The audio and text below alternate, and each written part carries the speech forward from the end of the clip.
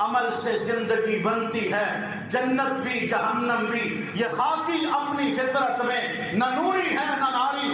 انسان کے پلے اگر اعمال ہیں، ایمان کی دولت ہے، ایمان کی دولت کے ساتھ ساتھ اگر بندہ اپنے رب کو 24 گھنٹے راضی رکھتا ہے، عمل کی زندگی اپناتا ہے، تو اللہ پاک نے فرمایا جنتوں کا مالک بنا دوں گا۔